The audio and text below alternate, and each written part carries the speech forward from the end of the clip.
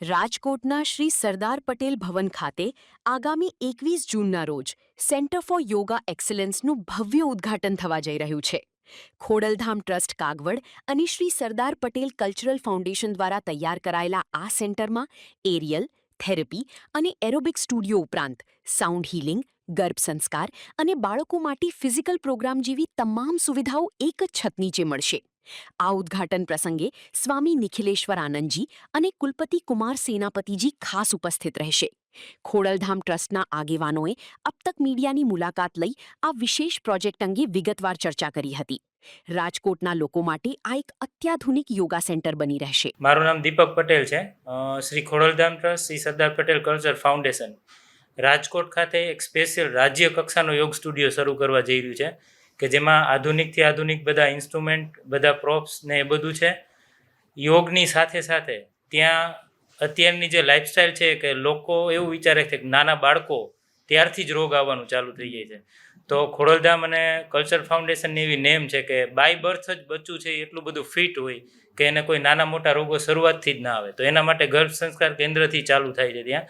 એટલે કે એવું કહેવાય કે ખેતીની અંદર જ્યારે બીજ રોપણ થાય ત્યારે જ જો સારું થયું હોય તો એ વટવૃક્ષ બનવામાં કે એમાં સારા ફળ કે ફ્રૂટ આવવામાં સારું રહે.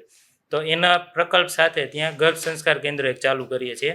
સાથે સાથે જે બાળકો છે 3 થી 5 વર્ષના, એના માટે એક ફિઝિકલ લિટરસી પ્રોગ્રામ કે ફિઝિકલ વર્કઆઉટ કેવું હોવું જોઈએ. અત્યારે બાળકો બધા આડાવડું ખાનપાનની સાથે સાથે મોબાઈલની એની જે એડિક્ટ થઈ જાય છે, તો એની જગ્યાએ ફિઝિકલ લિટરસી પ્રોગ્રામ કે જે સૌરાષ્ટ્રના સારામાં સારા કોચ છે અમારી સાથે એ ત્યાં આપવાના છે. અને એની અંદર પણ અલગ અલગ ઘણા બધા પ્રોફ સાથે એ બધું ફિઝિકલ લિટરસી પ્રોગ્રામ થશે. ત્યાર પછી મોટાઓ માટે યોગ, એટલે કે એમાં અલગ અલગ છે ડિફાઇન કરેલું કે રેગ્યુલર ફિટનેસ માટેનો સ્ટુડિયો અલગ થશે. પછી જે ડિઝીઝ બેઝ હોય, અત્યારે એવું ઓછું છે, યોગને અત્યારે એઝ એ થેરપી લેવામાં આવે છે. તો ત્યાં અમે થેરપી સ્ટુડિયો અલગ કર્યો છે કે કોઈને સુગર છે, ઓબેસિટી છે, થાઇરોઇડ છે, એના માટે અલગ છે. પછી ડ્યુરિંગ પ્રેગ્નન્સી, આફ્ટર પ્રેગ્નન્સી એના માટેનો એક યોગ સ્ટુડિયો અલગ થાય છે કે પ્રેગ્નન્સી દરમિયાન જો યોગ કરવામાં આવે તો અમારી પાસે એના ઘણા બધા એક્ઝામ્પલ્સ છે કે એના બાળકોની અંદર ફિટનેસ લેવલ, અને અત્યારે ખાસ બાળકોમાં એવું જોવા મળે છે કે હાઇપર એક્ટિવ હોય, અતિ ઉત્પાતીય બાળકો કહેવાય, એની અંદર પણ ઘણું સારું રિઝલ્ટ અમારી પાસે અત્યારે છે. તો એના માટે એક અલગ સ્ટુડિયો લઈ છે. અને સાથે સાથે જે એમડી ડૉક્ટર છે અમારી સાથે, ડૉક્ટર પૂજાબેન છે, જે સ્પેશિયલ આયુર્વેદમાં ગાયનેક કરેલું છે, એ અમારું ગર્ભ સંસ્કાર કેન્દ્ર સંભાળવાના છે. ત્યાર પછી 2 યોગા કોચ છે કે જે સ્પેશિયલ લેડી છે ને ગાયનેક આ જે પ્રેગ્નન્સી રિલેટેડ યોગ છે એ કરાવવાના છે. ત્યાર પછી અત્યારે લોકોને થોડુંક મસાલાવાળું પણ જોતું હોય છે, એટલે એ મસાલાવાળું કરવા માટે અત્યારે નવું લેટેસ્ટ પદ્ધતિ છે કે એરિયલ યોગા, બંજી યોગા. તો એરિયલ યોગાનો લગભગ ગુજરાતની અંદર આવડો સ્ટુડિયો ક્યાંય નથી. અમે ત્યાં એકસાથે 26 એરિયલનો બહુ વાઇડ સ્કેલમાં મોટો યોગા સ્ટુડિયો ચાલુ કરવા જઈ રહ્યા છીએ. તેની સાથે સરે જેમ હમણાં વાત કરી કે સોમનાથ સંસ્કૃત યુનિવર્સિટીનું ડિપ્લોમા ઇન યોગનું સેન્ટર છે, એ પણ ત્યાં એનું એફિલિએશન આવી ગયું છે ને એના રજિસ્ટ્રેશન પણ ચાલુ થઈ ગયા છે. નેક્સ્ટ ઓગસ્ટથી એની નવી બેચ સ્ટાર્ટ થશે.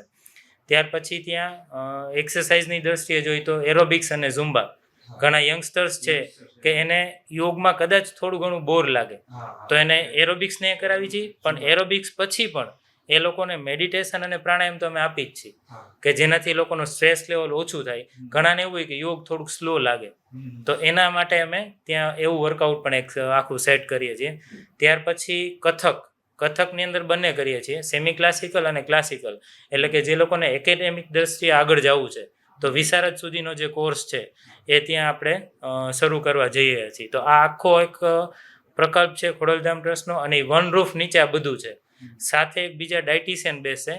યોગની સાથે જો ડાયટ પ્રોપર સેટ કરવામાં આવે તો એ ફિઝિકલ અને મેન્ટલ બંને રોગોની અંદર ખૂબ જ હેલ્પફુલ થતું હોય છે. એટલે ત્યાં એક આયુર્વેદ ડૉક્ટર પણ બેસે કે જે લાઇફસ્ટાઈલ વિશે અને ડાયટ વિશે બધાને માર્ગદર્શન આપશે. 21 તારીખે ત્યાં ઇનોગ્રેશન પ્રોગ્રામ છે અને રજિસ્ટ્રેશન પણ એ દિવસથી ને અત્યારથી પણ ચાલુ છે. ત્યારે 9:30 એટલે કે સવારે 9:30 કલાકે શરૂઆતમાં થોડું હેલ્ધી બ્રેકફાસ્ટ, જ્યુસ એનાથી છે, અને પછી ઇનોગ્રેશન પ્રોગ્રામ છે, અને પછી જે કાંઈ અમારા કોચિસ છે એનું ત્યાં ઇન્ટ્રોડક્શન છે, અને સાથે નિખિલેશ્વરાનંદજી જે સ્વામી વિવેકાનંદ આશ્રમ છે એમનું માર્ગદર્શન પણ એ દિવસે ત્યાં ઓડિટોરિયમમાં ઉપલબ્ધ છે.